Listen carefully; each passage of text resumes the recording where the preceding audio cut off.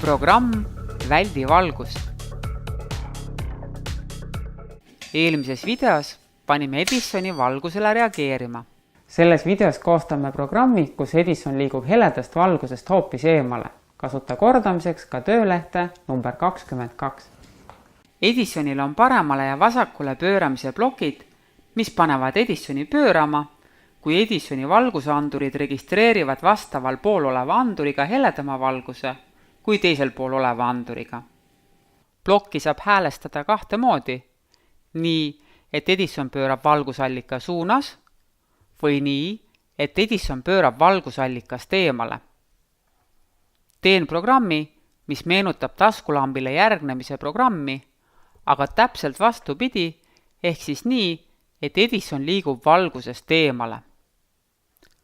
Avame adblocksapp.com ja võtame menüüvalikust Drive ehk sõida, pidevalt vasakule pööramise ja pidevalt paremale pööramise plokid. Häälestame need nii, et Edison pööraks valgusele vastupidises suunas. Mõlema ploki ümber paneme lõpmatu korduse. Lõpmatus korduses oleva programmi katkestamiseks tuleb vajutada Edisoni nelinurksele nupule.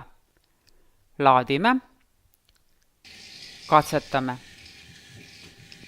Täiustan programmi nii, et panen põlema ainult selle leedi, mis suunas Edison pöörab, ehk siis valguse näitamisele vastupidises suunas.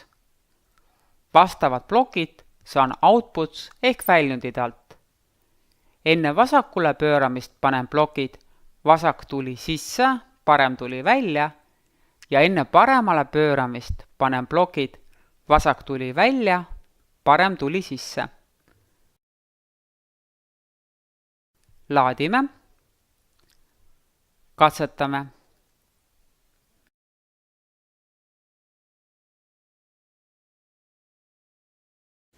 Nüüd on sinu kord. Tee läbi ekraanile ilmuv väljakutse ja kohtumiseni järgmises videos. Ava tahvlis või arvutis lehekülg adblocksapp.com. Koosta programm, kus Edison liigub kas valgusallika suunas või valgusallikast eemale. Katseta programmi erinevate liikumiskiirustega.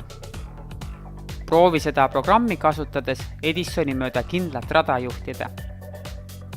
Võid koostada ka ekraanil toodud programmi.